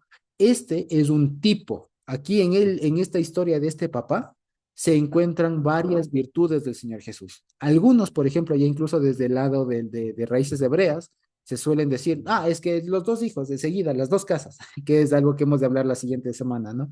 Las dos casas, entonces el uno es de Israel, claro, porque se fue, clarito, se fue, se gastó y después regresa a la casa de Efraín, no sé qué. Después la de abajo, la casa de Judá que se quedó y no sé cuánto. En realidad ya hoy en día es mucho más complejo que eso y no va por ahí. Esto es algo mucho más cotidiano, mucho más de pedestre, si se quiere, ¿no? Es algo más común. Simplemente es una relación de un papá con dos hijos, que los dos hijos estaban igual de perdidos y que al final ambos terminan siendo reconciliados con el papá porque ambos fracturaron el vínculo con el padre. Ambos fracturaron. Ambos de una u otra manera deseaban que el papá se muera, ¿ya? Y querían estar independientes del papá. Y el papá lo que les dice es, no, mi amor es que estemos juntos, que estemos habitando juntos, en armonía, como dice el Salmo, ¿ya? Y ese es el asunto. Y ver cómo un amor bien orientado es capaz de perdonar muchas faltas, pero no con el objetivo de que siga así, ¿no? De que porque te amo, te perdono y te perdonaré todo, no, no. De que el amor, cuando perdona, suple esas faltas, asume el costo de esas faltas, los asume, decide pagar lo que costó esos errores, pero con el fin de que la persona sea restituida. ¿Sí? ¿Explico? Es lo que hizo el Señor Jesús. Cuando Él nos rescató, Él pagó el costo, pero no para que ahora yo siga haciendo lo que quiera, sino para que ahora me restaure. Lo que aquí habría pasado con el hijo pródigo es que, con el hijo menor, quiero decir, es que luego de haber sido restituido, puesto la vestimenta y todo lo demás, de haber hecho la fiesta, no es que el otro día podía irse igual de jolgorio. No, lo que se esperaba de él y lo que se intuye de aquí es que el hijo volvió a ser un hijo obediente y sujeto y todo lo demás, ¿ya? Y que él incluso aceptó esa sujeción de nuevo. ¿De acuerdo? Incluso aquí, como les decía, me olvidaba, hay algo muy bonito porque aquí el hijo pródigo asume volver a estar bajo la tutela del padre, a pesar de que él podría haber tenido una opción de decir, mejor no, y me voy y sigo siendo libre, aunque sea pobre y lo que sea, pero libre, pero él decide asumir otra vez la tutela y el rigor y la autoridad del papá, y él lo asume. Fíjense, o sea, vuelve otra vez a ser hijo.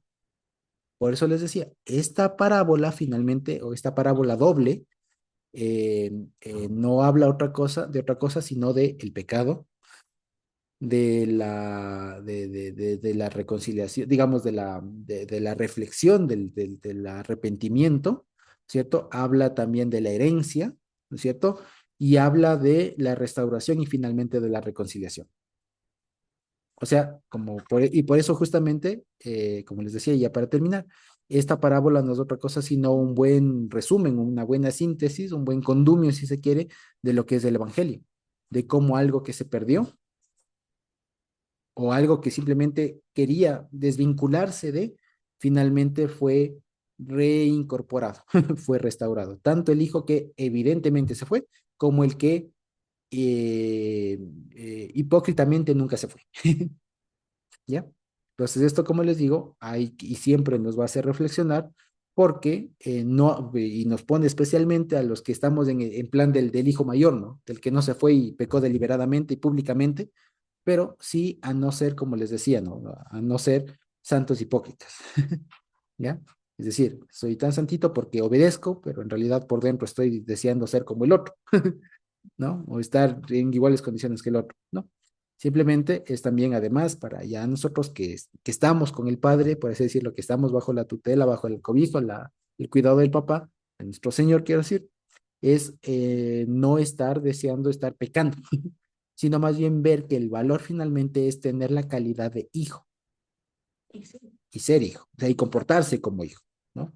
Y no desear que el papá se muera, no ser libre en ese sentido, ¿ya? Porque ya ven lo que pasa cuando uno adquiere una libertad y le dan solo lo que le conviene, ¿no? O sea, cuando uno recibe de Dios solo lo que a uno le conviene, ya se ve aquí a dónde termina, ¿ya? Y por otro lado, también se ve aquí lo que pasa cuando una persona solamente se pone en plan obediente y no razona, no vincula por qué obedezco, que es lo que veíamos antes, ¿no? Que es lo que puede pasar. Entonces aquí además se ve dos males de cualquier creyente. El uno, que se harta y se libera del yugo del Señor y se va y le va mal, o el otro que nunca se fue, pero siempre quiso estar libre, que es igual o peor que el otro. ¿Bien? Eso básicamente. Entonces, eso es lo que quería compartirles. Ahora, otra vez más, nos hemos pasado un poquito del tiempo, pero quería compartirles todo esto respecto de esta parábola doble llamémosla así ya, del amor del Padre, ¿no? No del Hijo pródigo, sino del amor del Padre. Y que con esto se cierra, como les decía, el hecho de estas tres parábolas que explica el Señor Jesús, luego de que fue recriminado de que cena con pecadores. Entonces el Señor Jesús les dice, sí, pero lo hago porque estos tienen que regresar. Y si yo no asumo el costo de sus errores, nadie lo va a hacer. Necesito yo dar el paso, no ellos. Lo cual también, por ejemplo, como les decía, nos enseña que no es como el judío piensa, que primero yo tengo que hacer algo para reconciliarme y así ganarme el favor de Dios, que Dios me regrese a ver, sino al contrario, Dios es el que se acerca y se anticipa incluso a cualquier cosa que nosotros querramos o podamos hacer para resarcir el daño que hayamos causado. El Señor lo asume incluso y nos permite tener esa bondad o ese privilegio, esa virtud de volver a ser llamados hijos con todos los derechos y las cosas que eso se tiene, derechos y obligaciones, como se diría, ¿no? Eso básicamente. Entonces, eso es lo que quería comentarles a partir de la parábola del hijo pródigo. Espero haber sido claro y no sé si tenemos alguna pregunta por ahí,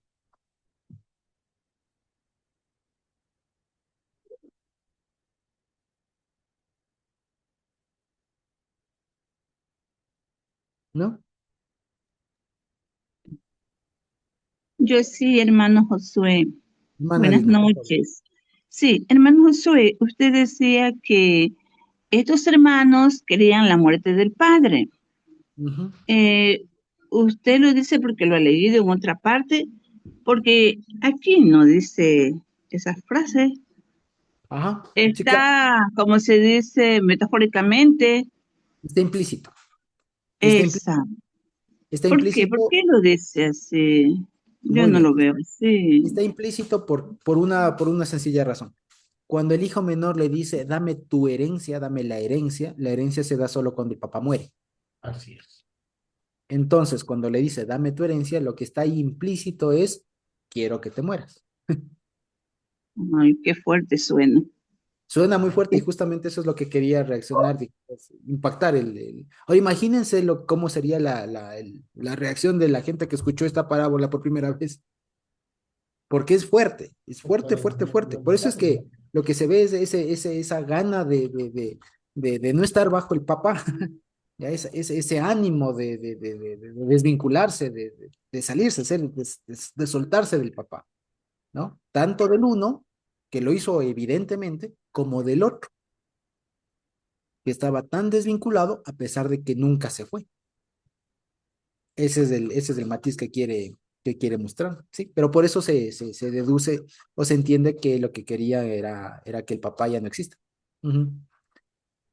Ay, qué pena. Pero, hermano Josué, le cuento que en la actualidad sí hay padres que dejan la herencia justamente para que no haya complicaciones después de su muerte. Entonces Sí, hay padres que piensan de esa manera, bueno, en vida mismo les voy a dejar su parte, ¿no? sí, claro. Pero yo pienso que si el papá estaba vivo, ellos querían ver a su padre muerto, eso duele mucho, ¿no? Duele mucho. Sí, Lo claro. que yo puedo sacar aquí como un, ¿qué le puedo? Se puede aplicar la palabra moraleja, Ujú, es el amor inmenso, el amor fraternal que no se compara a nada en el mundo que sienten los padres por sus hijos, ujú, ¿sí? ujú. Así. Pues esa sería la moraleja o la oración principal, ¿no? Pero también hay otra cosa, hermano Josué, yo voy a la vida real. Mire, ¿cómo usted puede decir en estos casos, cuando una madre o un padre tiene un hijo perdido, actualmente en estas bandas, ¿no? Un hijo criminal, pero la madre lo defiende y dice que no, no, mi hijito no es ese, mi hijito no es así. Ahí, ¿cómo lo ve usted, hermano Josué? ¿Cómo ve ahí esa realidad? Verá, muy buena pregunta, ¿no? Muy buena pregunta. Y luego, solo dos cosas antes de darle la palabra a Dianita y Natita que estaban levantando la mano.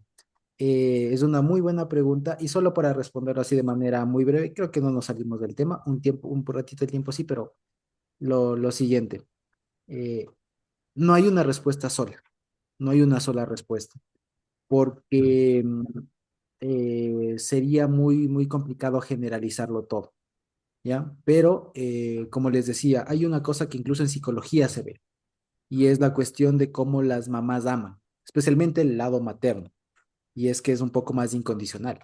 Y claro, para cualquier madre, digamos, que ama a su hijo, puede ser el mayor delincuente y lo que sea, que para ella siempre será su hijo, ¿ya? Pero lo que sí es cierto es que una cosa, y esto es algo muy interesante, una cosa ya en nuestra realidad, en nuestra sociedad, por ejemplo, una cosa es, ¿qué le digo? A ver, lo que pasa es que a veces uno no termina de comprender lo que es el pecado, ¿ya? Y ese es el problema. Porque el pecado no es otra cosa sino fallar y hacer daño, hacer daño. Y el asunto es que Claro, claro. el amor, por ejemplo, el amor, si se quiere, cubre algunas partes de ese daño, pero no lo cubre todo. Porque, por ejemplo, supongamos, y les pongo este caso, ¿no? Supongamos que uno de estos de las bandas, por ejemplo, el más buscado, el más peligroso que ustedes quieran. Supongamos que se arrepiente. Supongamos que Dios le toca y se arrepiente y se entrega, ¿ya? Ahí la cuestión, ahí viene la cuestión. El amor de Dios le permite hasta dónde llega el perdón. ¿Me explico? Claro, Sí, sí. una cosa es el perdón de Dios y una cosa es el amor y todo lo demás, y otra cosa es el resto de daño que hizo y que ya no se repara con el amor de Dios. Hay cosas que el amor de Dios y el perdón de una persona, lo que sea, puede cubrir, pero hay otras cosas que no. Y para esas otras cosas es que nosotros debemos ser objetivos, bastante que, objetivos para saber delimitar hasta dónde puede. ¿Cuál es el problema, por ejemplo, con el ejemplo que usted nos pone? Es que se intenta estirar demasiado aquello que puede cubrir el amor, ¿ya? el amor de madre y todo lo demás, cubre bastante, pero no cubre todo en realidad, ¿ya? Porque, ¿qué les digo? Incluso el amor de Dios cubre sus pecados, sí, pero resulta que hay una parte de la responsabilidad que le toca, ¿ya? Que toca, ¿ya? Que toca cubrir, que toca responder. Entonces, como les digo, en el caso de que el más buscado se arrepienta, bueno, Dios le perdonará sus pecados, pero acá tendrá que ir a la cárcel, porque todos los males que hizo no alcanza, el amor de Dios cubre algo, Ujú. ¿ya? Pero el que haya vendido, haya traficado, haya, qué sé yo. O sea, por ejemplo, Dado muerte mismo. exacto, si es que alguien, por ejemplo, le pongo algo menos lesivo, digamos, ¿no? Es, por ejemplo, alguien que trafica droga, por ejemplo, ¿ya? Supongamos que alguien que trafica droga, pero así a gran escala, ¿no? Supongamos que un capo de estos se arrepiente, ¿ya? Ya, Dios le perdonará por sus pecados y hasta eso alcanza, pero ¿cómo cubre el daño que hizo a todos los chicos, a las personas que afectó la droga? Claro, claro. Eso ya no alcanza el perdón de Dios, ni el amor de la mamá. Explico, esas son cosas, Mm. daños que la persona pudo haber hecho y que tiene que resarcirse de otra forma. ¿Me explico? Ya tiene que pagar con la ley del hombre. O de otras formas, no necesariamente digo la ley, porque por ejemplo, la ley de aquí es muy injusta. Por ejemplo, la cárcel no cubre eso, la plata no cubre eso, porque lo máximo que llega a hacer la justicia actual es meterle a la cárcel y darle un montón de plata o lo que sea para que cubra a la víctima. Pero genuinamente eso no cubre, eso no resarce el daño. Si Josuecito. quisiéramos ver, por ejemplo, ya de manera justa cómo resarcir un daño, sería viendo otras cosas. Lastimosamente, a nuestro sistema no le importa aquello, pero lo que quiero decir es, esto les puse así solamente como para que veamos cuál es el alcance en realidad del pecado, que cuando a veces uno habla de pecado, piensa solamente en cosas espirituales, ¿no? Y no, el pecado es tan potente que daña muchas otras cosas, que el amor de Dios, si se quiere, alcanza a cubrir una parte. Y no porque no sea suficiente, no porque sea no, sino porque es que el daño es más allá que espiritual. Quiero decir, el pecado no solo es espiritual, sino también causa daño real, digamos, daño Social. en este mundo. Mm. Entonces, Claro. o sea, si yo robo, por ejemplo, si yo robo, si yo robo a alguien, no basta con decirle, vea, perdóneme por haberle robado. Ya, me perdonó, pero eso no resarce el daño que tuvo la persona del dinero que le robé. ¿Qué necesitaría? Devolverle, darle una compensación. Y eso ya no alcanza a ser el amor de Dios. El amor de Dios no genera plata, quiero decir. ¿Me explico? Sí, Entonces, sí. eso es lo que a veces no se alcanza a ver del pecado y se lo espiritualiza solamente. Entonces, cuando Josué. vemos del amor y todo esto, a veces se pretende que el sentimiento de una madre o de alguien, etcétera, cubra todo el daño y resulta que en la realidad no alcanza. Josuecito. Ujú. Sí, buenas noches, hermanos, a todos. Hay una cosa que es bien fundamental, saber que la palabra dice, y sabed que vuestros pecados os alcanzará, dice. Y eso significa que el perdón, imagínense, el perdón de Dios perdona todo pecado, excepto la blasfemia contra el Espíritu Santo. Pero supongamos que un hombre va y viola a una niña. El Señor le perdona ese pecado. ¿Cómo le devuelve la integridad a esa niña? ¿Cómo le devuelve? Una persona que mata a otra. El Señor le perdona, pero ¿cómo rezarse eso? Una persona denigra a una persona, le deshonra, digamos. El Señor le perdona el pecado, pero ¿cómo rezarse ese bien? Un ladrón le roba a una persona, pero ¿puede Dios perdonarle? Por supuesto que sí, pero esa persona tiene implícito otra realidad: resarcir el daño causado, devolver lo que perjudicó. Entonces allí viene todo ese componente del perdón, ¿no? Como dijo Saqueo, dijo, si a alguien he perjudicado, se lo devuelvo cuadruplicado. resarcir, devolver, restituir. Y en la Biblia habla sobre la restitución, que hay que hacerlo. Entonces Dios perdona los pecados, pero hay cosas que no se puede devolver. Lo que sí puede hacer el Señor es alivianar la carga que tenga y que esa persona que ha sido ofendida pueda también aceptar ese perdón. Pero hay cosas que no se pueden devolver. De tal manera que para eso, nosotros que estamos ahora reflexionando en esto, debemos pensar, para no estar en eso, mejor no ofendo. Guardarnos y que Dios nos guarde de ofendernos, que Dios nos guarde de afectar a alguien. Y si alguna vez lo hacemos, inmediatamente pedir perdón, pero que eso no cause daño social, daño familiar, de pronto una merma en su patrimonio o lo que sea. Entonces, en eso sí tenemos que pensarlo bien y el pecado Dios nos perdona porque, pero hay cosas que no se pueden devolver ni se pueden restituir. Ahí solo entra la gracia de Dios para que aquella persona perjudicada pueda ella también perdonar, asumiendo lo que tú decías, Josuecito, asumiendo el valor de la pérdida. Y quien asumió todo es el Señor Jesús y Él puede obrar en cada uno aún en la peor pérdida, pero amar a ese enemigo. Yo conocí hace tiempos el caso de una madre que perdió al hijo. Vino un delincuente, lo mató.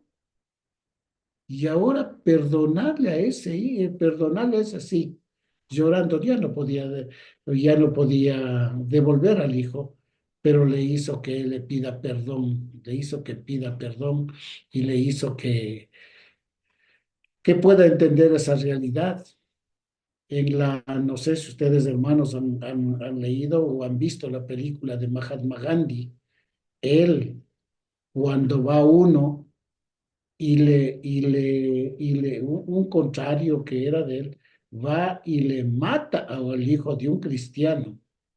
Y luego él vuelve, pero dolido, llorando. ¿Qué debo hacer? Le maté a él y todo.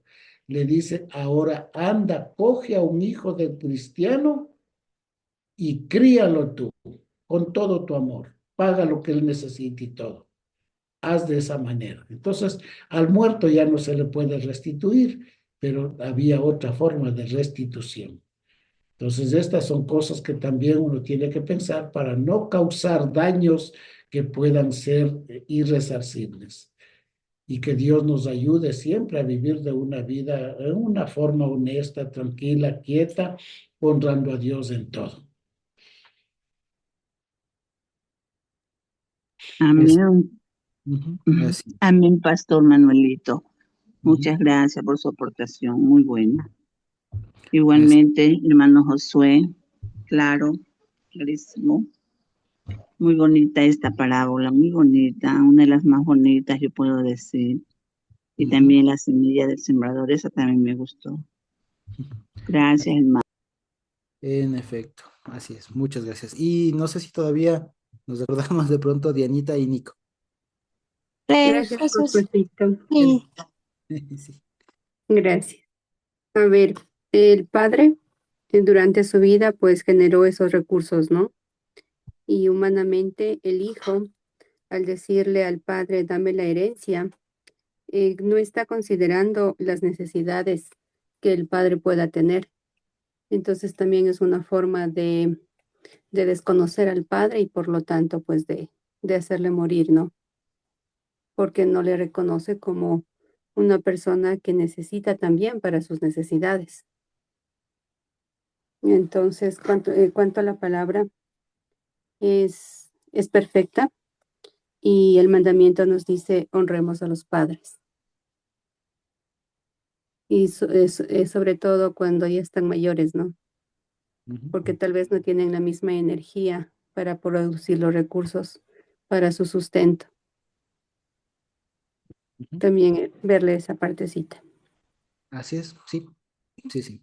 No está por demás. Notita. Jesucito, yo estaba pensando, más bien viendo y analizando con lo que veíamos, yo quisiera decir dos cosas. Uno, me parece precioso eh, cómo el Señor aborda las dos casas. O sea, esta parte de, sí es cierto, aplicable a nuestra vida, pero más bien pensándolo en un sentido mesiánico, que en realidad, y como hemos estado viendo la parte también de cómo se separó la casa de Israel. En realidad fueron como dos casas, ¿ya? Entonces, y quién se fue al exilio y quién se quedó y todo eso. Entonces, a mí eso me pareció precioso pensando en que si bien es cierto, ellos, o sea, como que el pueblo de Israel fueron dos casos, los que se fueron y los que se quedaron, pero ni los que se quedaron ni los que se fueron y desconocieron por todo lo que les pasó, en realidad amaban a Dios. O sea, y más bien el milagro del Padre, más que recibirle, que sí es una proeza, es que te evidencie tu pecado. O sea, a mí eso me parece hermoso porque la gente dice, yo no he pecado. La gente dice, no, si yo he sido bueno. Y es lo que decía el hijo mayor, ¿no? Padre, si yo he estado contigo, pero si yo no me he bebido tu plata, no me he malgastado tu dinero. Pero cuando evidencia lo que hace el padre y con un arte tan precioso, sin acusar, pero evidencia tu pecado. El uno, ¿cuál era el pecado? El pecado no quería ser hijo, pero el otro tampoco quería ser hijo. Es decir, las dos casas no querían ser hijos. Entonces, eso es lo que vine a ser hijos, como el Señor dice. O sea, a mí me parece que es más profundo, más hermoso, hablando mesiánicamente también. Él vino no solo a evidenciar y a que podamos ver que hemos pecado, sino más bien a hacernos hijos, o sea, a llamarnos hijos, a formar parte, a sentir esa apropiación del término ser hijo de Dios. O sea, a mí esto me ha sorprendido hermoso, yo viéndole desde esa perspectiva. Y, y, y tengo como un sentir, sí es cierto que no puedes resarcir cuando pecaste, pero el amor de Dios sí alcanza, no alcanza a devolver, claro, el ofendido, la justicia humana no va a alcanzar a resarcir, nunca va a alcanzar a resarcir al ofendido y a devolver, imposible, no lo va a hacer. El pecado daña, mata, destruye, porque es del maligno. Pero, o sea, no sé, en mi corazón tiene esa convicción que el amor de Dios sí alcanza. No lo sé cómo, no le va a devolver un nuevo hijo, pero alcanza y ahí va el perdón. eh, Empieza, y yo creo que la persona que en verdad se ha arrepentido de sus pecados, como lo hemos hecho nosotros, entiende que sus pecados tienen consecuencia, pero que la gracia del Señor alcanza y redime al pecador. O sea, es una cosa que uno no va a poder explicarlo con dinero, con cosas o visiblemente, pero es como de convicción, pienso yo, amados. Josué, Sí, y le cite luego, Dianita. ay, perdón. Ah, bueno, para mí a veces como que decir es muy fácil, ¿no? Pero nosotros como familia no paramos de sufrir por la pérdida de mi hermano. Y no sé si yo he perdonado a los asesinos. No lo sé, a veces lo digo, pero yo sigo con rabia. Y me da más rabia cuando les veo a mis sobrinas que se quedaron solas. La semana anterior les amenazaron de muerte, que sus cabezas tienen precio. Entonces, es durísimo, la verdad. Y a veces cuestiono y digo, Dios, ¿y cómo? ¿Cómo se va a resarcir el daño? No puedo ver a mi sobrino, mi familia está dividida. y mis sobrinas no tienen la posibilidad ni siquiera hoy de trabajar. Están encerradas en la clandestinidad porque las pueden matar. La semana anterior, esta semana asesinaron a una periodista. Entonces, duro es, durísimo es perdonar a quienes asesinaron la vida. O sea, yo le veo a mi madre llorar, sufrir y no es fácil. Yo no alcanzo, yo no podría decir que he perdonado a los asesinos de mi hermano porque veo a mis sobrinas todavía que no acaba en esto y están solas. A veces no tienen ni para comer y no es justo que ellas estén así. Me cuestiono, Josué, y digo, Dios, ¿dónde? ¿Cómo? ¿Qué lo hacemos? O sea, oro, clamo y a veces ya no encuentro respuesta. Y no sé, o sea, perdón, hermanos, pero así nos sentimos nosotros, o sea, y yo no sé la salida, la verdad. Y ya ha pagado mi ñaño, pero mis sobrinas sigan viviendo eso, no sé cuál será la salida. No puedo ver, la verdad. Cada día es más difícil para nosotros. Eso, mis hermanos, así que sí estamos en esa lucha interminable y no para, ¿no? O sea, me parece lindo esto, pero yo no veo eso en mi vida, la verdad, perdón, pero así me siento. Mi madre sufre, mi familia está dividida. eh, Me parte el corazón ver a mis sobrinas que esta semana tuvieron que estar en alta seguridad, en alto riesgo. Amanda y Tamia vinieron casi para faltar, solo faltaban helicópteros que estén en su casa. ¿Cómo vives así? No pueden estudiar, no pueden trabajar, nadie les da trabajo porque les califican como delincuentes. O sea, humanamente ya no avanzas. Y yo digo, Dios, ¿qué más? ¿Qué hacemos? Ya oro, clamo, pero no sé, tal vez estamos equivocados. O sea, la verdad, a veces ya no encuentro respuesta. Yo mismo esta semana me he sentido tan deprimida y ver a mis sobrinas, o sea, ya mi hermano pagó el precio, pero no es justo que la siguiente generación sigamos y sosteniendo solo dos muchachas, todo eso, se quedan totalmente solas. Ellas les toca hacer la investigación porque no hay ni abogados que las apoyen. Entonces, es duro, Josué. Yo digo, Dios, no sé si les he perdonado a los asesinos, no lo sé, quizá no. Eso, hermanos, perdón, pero eso estamos viviendo nosotros. Sí, en realidad es todo aquello es un proceso, ¿no? Y tal vez no es el momento para comentarlo, pero sepan igual que estamos pendientes de cualquier cosa y que estamos orando por todo lo que pasa ahí con la familia, ¿sí? Y finalmente, Dianita levantó la mano también así, hace un ratito. Gracias, Josecito. Y a propósito de las palabras de, de la notita, sin dejar de lado lo que ha dicho Alexita también, que es muy real, ¿no? Lamentablemente esa es la condición de la humanidad, el sentir y el apartarse de su origen, que Dios nos creó para ser hijos de Dios, pero la humanidad decidió no ser hijos de Dios, apartarse. Entonces, también creo que sí alcanza el amor de Dios y justamente es la obra de salvación y de restauración, de volvernos al origen. Ahí se completará la obra de salvación para sacarnos de esa condición de no valorar la vida, ¿no? Y de todo aquello que es bueno, que es la verdad, que es Dios, porque Él es el camino, la verdad y la vida.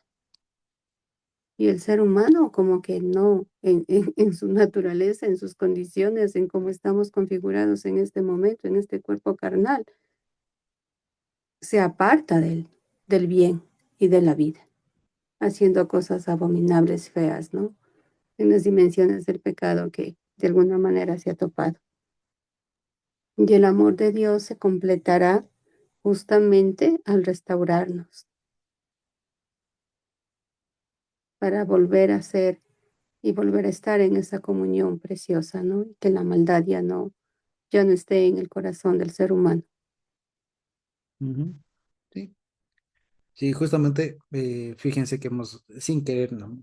Hablado un poco de otros temas que se salieron un poquito del tema de la parábola, pero que también, como decía les ahorita en la anterior semana, sí es bueno volverlos a tocar, seguramente en otro espacio. El tema que quiero decir, es bueno volverlo a tocar el tema del pecado y demás, porque es algo que sí es importante que lo podamos redimensionar, especialmente ahora.